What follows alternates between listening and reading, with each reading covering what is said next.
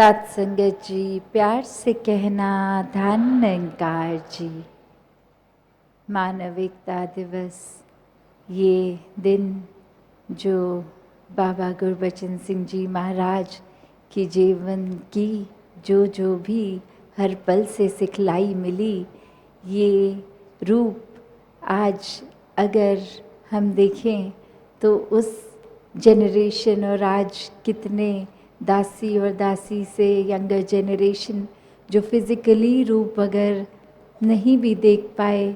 तो भी ये बिल्कुल भी मन से ना सोचे कि हमने फिज़िकली नहीं देखा तो हमको कैसे पता चलेगा ये जीवन कैसा था। क्योंकि ये एक सिर्फ बात वो नहीं कि संगत में भी बाबा गुरबचन सिंह जी की जीवन से मिली शिक्षाओं को दोहराया गया या पब्लिकेशन में अन्य बुक्स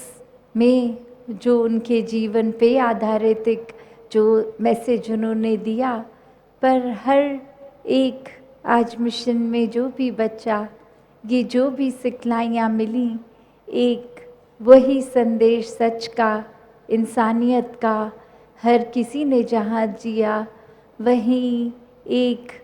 बाबा जी के मुख से भी सिर्फ नहीं, कर्मों द्वारा भी वही संदेश उन्होंने हर पल में जिया कि कैसे मानवता को एक होना है। एक संसार में एक होने की जो बात होती है वो हम अगर पारिवारिक अपने यूनिट से भी देखें कि कुछ सदस्य ही परिवार के और आपसी मनमुटाव इतने कि एक परिवार होते हुए भी एक नहीं, तो पूरे मानव संसार के एक होना,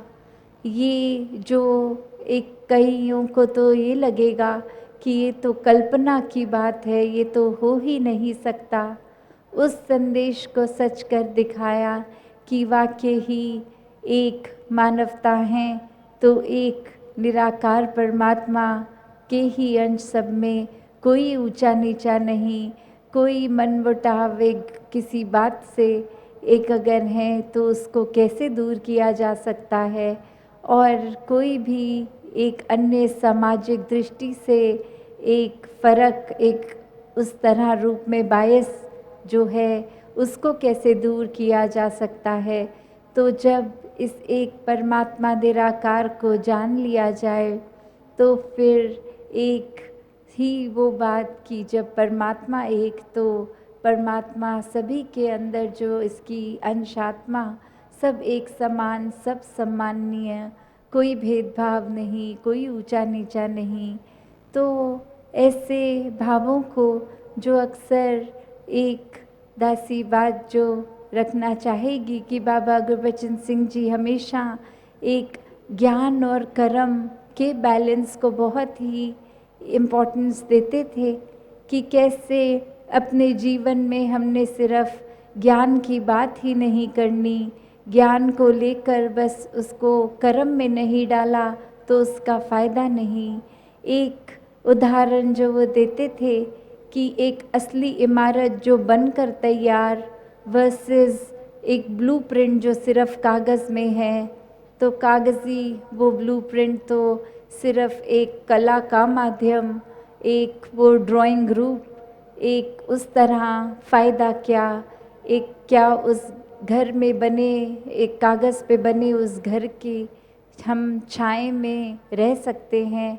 क्या उसमें निवास कर सकते हैं, क्या उसमें एक अपने जीवन को आसान काट सकते हैं।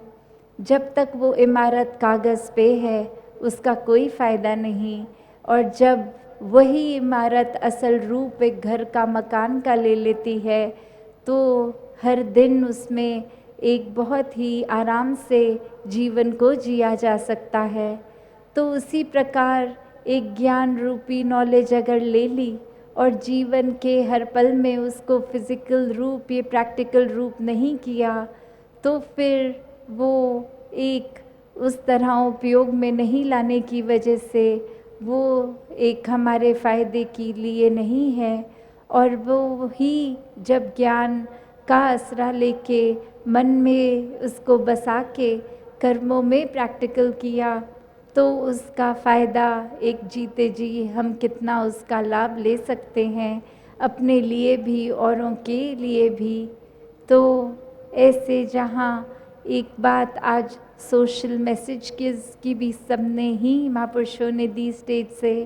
कि एक आज भी जो रेलेवेंस है, और उस समय जब इतने साल पहले की बात करें तो जहाँ वुमेन एम्पावरमेंट, इक्वालिटी, एक सामाजिक कितने ही और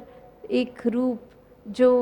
एक उस समय कुछ इस तरह किए जाते थे। और उस समय एक ये इम्पोर्टेंट डिसीजन लेकर कि नशों से घर आज़ाद हो जाएं, एक घर में प्यार वाला माहौल बने, दिखावा ख़त्म हो, एक संसार में कैसे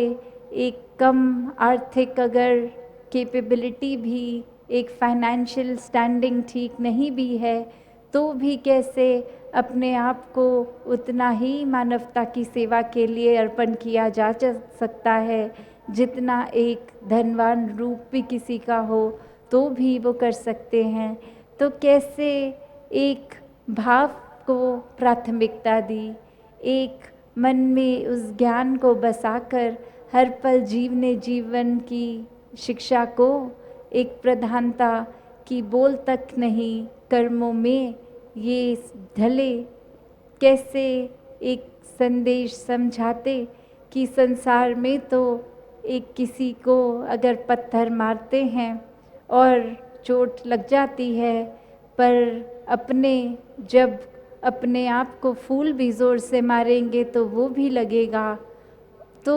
वो जो मैसेज बाबा जी ने दिया, और अब हम अगर उसको इम्प्लीमेंट करें कि जो अपनों की फूल की मारने वाली भी चोट है तो हमारे लिए तो कौन अपना कौन पराया, पूरा संसार ही अपना है। तो कैसे हमको अब परिणाम स्वरूप अपने कर्मों पे फोकस करना है, कि हमारी सोच पर फोकस करना है। कि अक्सर हम ये तो कंपेयर कर लेते हैं कि उस व्यक्ति ने जितना हमें बुरा भला बोला, हमने तो उसके मुकाबले एक भी बात उसको इतनी खराब नहीं बोली। तो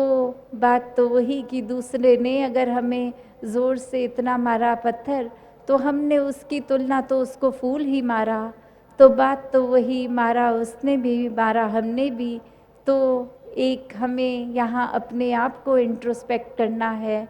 एक अपने अंदर सोचना है कि एक भन में वो मन में भाव मारने के नहीं, एक आराम पहुँचाने के हों। यहाँ तो बाबा जी, राजमाता जी, सदगुरु बाबा हरदेव सिंह जी महाराज, माता सविंदर जी ऐसे ही बात समझाते कि अपने जीवन में हमें एक दूसरों की ओर नहीं, अपनी ओर देखना है, अपने कर्मों को सुधार करना है, दूसरों के ऊपर टिप्पणी नहीं, एक फोकस अपना बने कि ये जो जीवन है हमें उसको कैसे जीना है, ये स्पिरिचुअलिटी को कैसे फोकस बनाकर जिएं, और ये उतराइयाँ चढ़ाइयाँ हो भी तो कैसे ज्ञान रूपी ये जो हमें एक खजाना मिला है इसको प्रयोग करके हर स्थिति में कैसे भक्ति मेंटेन करते हुए, आनंद मेंटेन करते हुए जीवन को जी सकें। तो बात आज जहाँ चाचा प्रताप सिंह जी के बलिदानों की भी, कि ये सेवा रूप, ये आज भी परिवार को जो हमने सुना तो कैसे एक भावना भक्ति की सेवा की, एक कैसे अपने आप को बिल्कुल समर्पित करते हुए, तो ऐसे ही भक्तों के भाव भी ये महान भाव और एक रूप संसार में जो भक्तों का सेल्फलेस होने का होता है, जो बाबा गुरबचन सिंह जी महाराज के भी अगर एक बलिदान की बात है तो सिर्फ वो कोई एक तारीख के जो अंतिम दिन का उनका बलिदान की बात नहीं, पूरा जीवन हर पल कैसे एक सेल्फलेस होके एक खुद को अपने लिए, एक अपनी सेहत, अपने दिनचर्या में एक इम्पोर्टेंस ना देते हुए पूरा दिन किस तरह महापुरुषों के एक परोपकार में, सेवा में एक कैसे मंडल के भी रूप में कि किस तरह एक बचत रूप भी हो, अन्य कितने और संसार के एक भलाई के लिए जो कदम उठाए, तो ऐसी ही भलाई सभी की सोच बन जाए, एक हर कोई इसी रास्ते पे चलते जाएं, तो दासी और समय नहीं लेगी। सबने आज रक्तदान भी इतना सुबह से जो कर रहे हैं और इतने घंटों से फिर कुछ उसके बाद खाया पिया भी नहीं होगा, तो बात सिर्फ वो नहीं कि जो रक्त फिजिकली दे सके, एक कुछ जीवन की एज लिमिट्स भी जो होती हैं, चाहे वो 18 साल से छोटे बच्चे या सीनियर्स की, उनको अगर मेडिकली अलाउड नहीं या फिर एक एज ब्रैकेट होने के बावजूद शरीर में कोई एनीमिक या कोई और वजह से भी हो सकता है कि मन में भाव तो पूरा ब्लड डोनेशन का, पर वो शरीर की एक पाबंदी की नहीं दे पाए, तो उसमें भी किसी ने एक बुरा नहीं महसूस करना है कि भाव सभी का योगदान का तो रहा है। एक सबब अगर ऐसा है तो उसमें दिल को छोटा नहीं करना। ये सेवाएं तो हर समय चलती जाएंगी और अपना हर दिन ही सेवाओं में अगर एक तरह की सेवा को कोई रिस्ट्रिक्शन है जो एक हेल्थ रीज़न से नहीं कर पाए, तो अन्य दूसरी तरह कंट्रीब्यूट किया जा सकता है।